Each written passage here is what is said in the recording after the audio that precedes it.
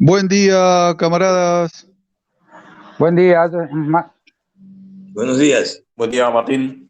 Bueno, como habíamos acordado previamente, hoy en esta conferencia queríamos tratar un tema crucial, importantísimo en nuestros días, acerca de los imperialismos en el siglo XXI. Camarada Juan, te cedo la palabra para que abras el debate. Muchas gracias, camarada Martín. Mira, habíamos establecido de analizar este tema y me surge la pregunta siguiente.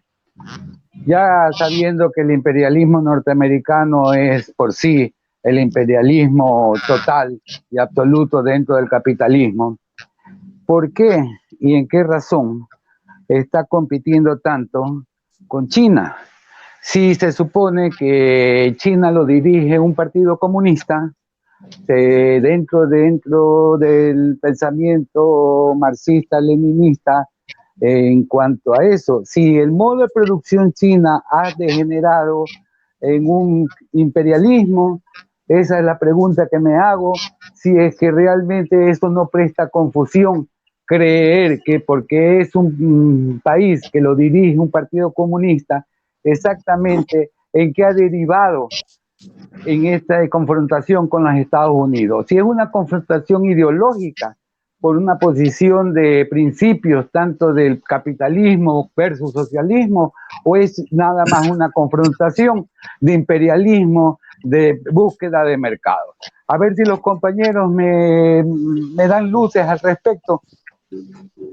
Bien, Juan, me gustaría responder a esa pregunta desde el punto de vista de los ejemplos concretos, ¿no? Vamos a ver, bueno, voy a mencionar a continuación algunos ejemplos que demuestran que claramente, a pesar de que en China hay como tú dijiste, hay un partido hegemónico que es el Partido Comunista, vamos a demostrar que eso es solamente un nombre y que en la práctica se trata de un partido capitalista, en realidad, que defiende el imperialismo y que el modo de producción que hay en China ya se ha alejado totalmente del camino hacia el comunismo. Es decir, ya no es un modo de producción socialista, sino un modo de producción capitalista, y China ocupa, a la par que el imperialismo de los Estados Unidos, ocupa también el segundo lugar como una potencia imperialista del mundo. Por ejemplo, los préstamos directos y créditos comerciales de China han pasado de ser prácticamente cero en 1998 a ser más de 1,6 billones de dólares en 2018, lo cual es equivalente al 2% del PIB mundial.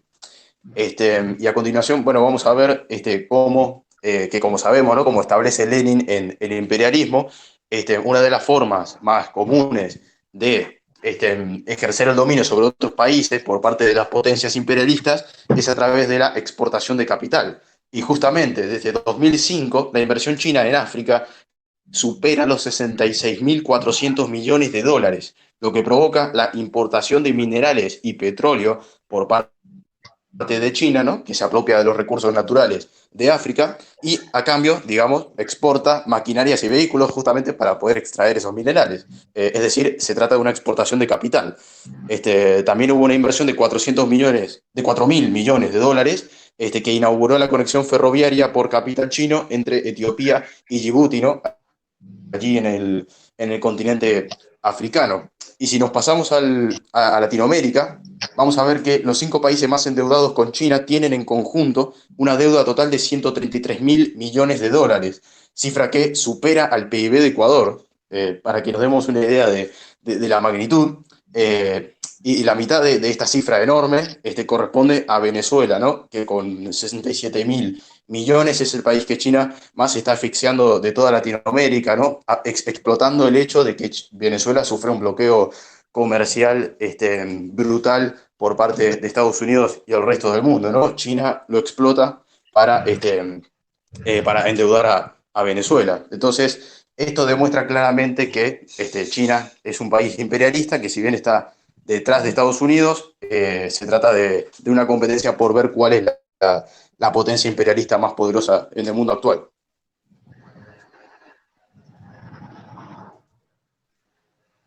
Perfecto. Camarada Pablo.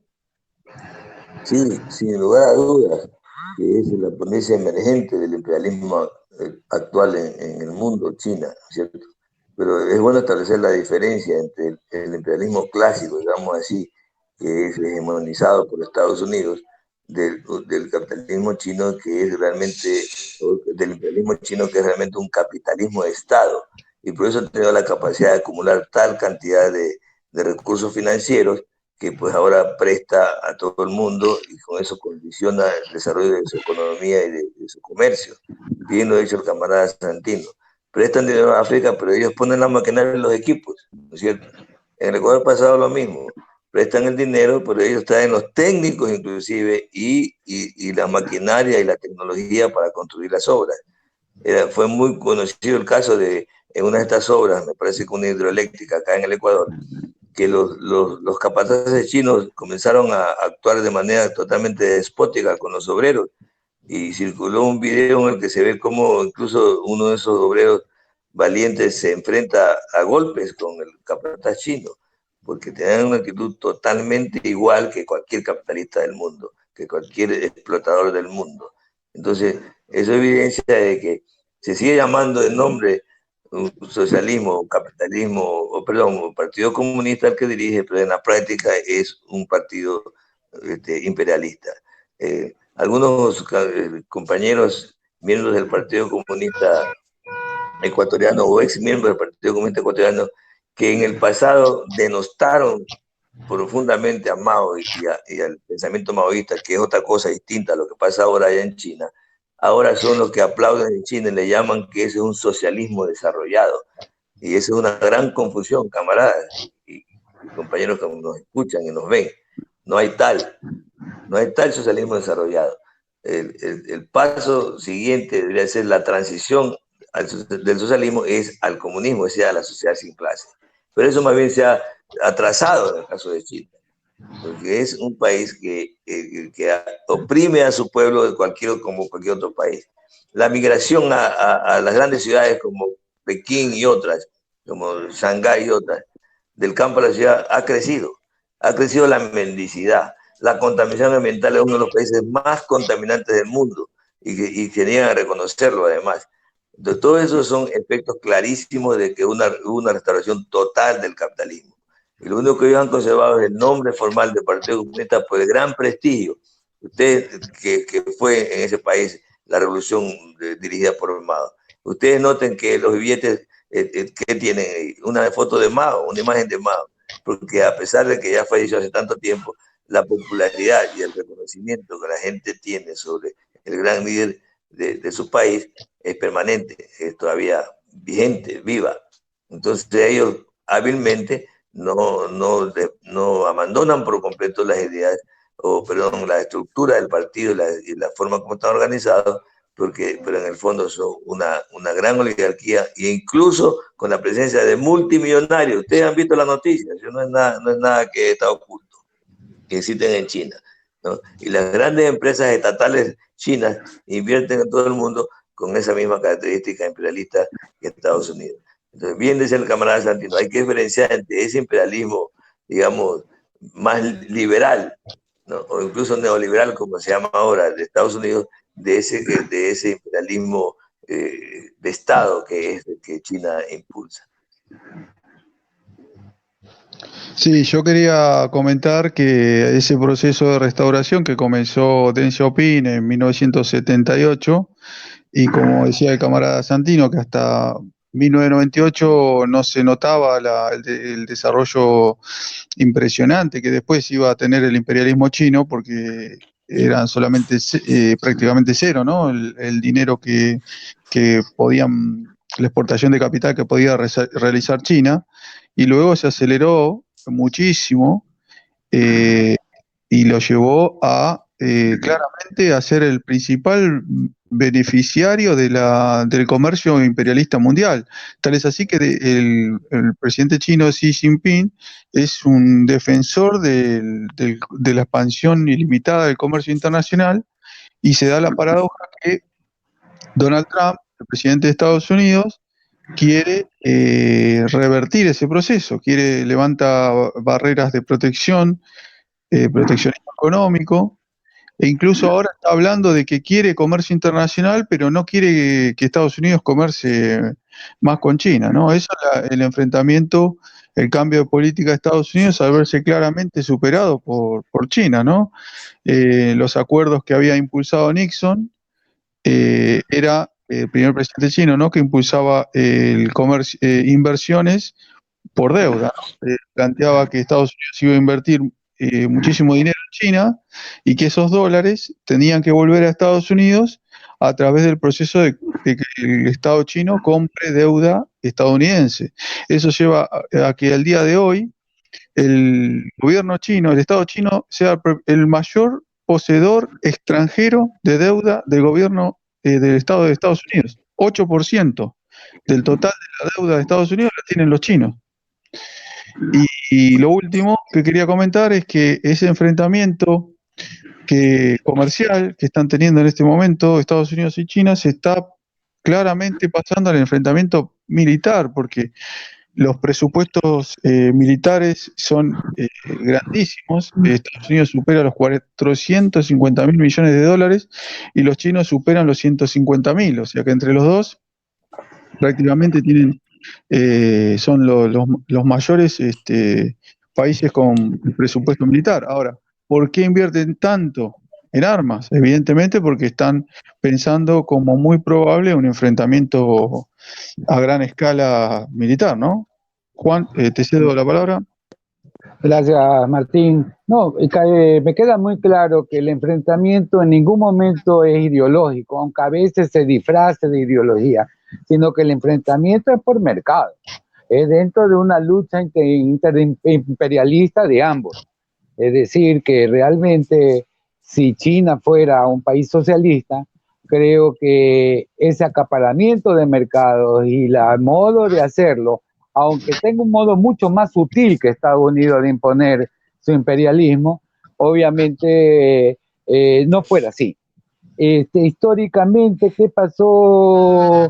¿En qué momento? Ya lo dijiste, Deng Xiaoping, pero sería bueno hablarle a los amigos de ahí de volver que los bloques que se van formando a través de Estados Unidos y China, que son las cabezas de estos imperialismos, pero hay bloques que se van formando, inclusive militarmente, como lo has explicado, Martín.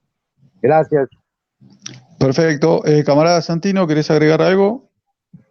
Bien, al respecto, bueno, estuve oyéndolos y se me ocurrió, ¿cómo es? Hacer notar esta diferencia de forma, porque es una diferencia de forma, no de contenido, entre el imperialismo chino y el imperialismo de los Estados Unidos, ¿no? Que claramente el imperialismo chino es mucho más financiero y económico, podríamos decir en cierto modo indirecto, y el imperialismo de los Estados Unidos es más directo, más militar, o sea, suele manejarse más con colonias que con semicolonias, ¿verdad? Por ejemplo, Estados Unidos tiene cerca de 800 bases militares a lo largo del mundo y de ellas más de 76 están en América Latina.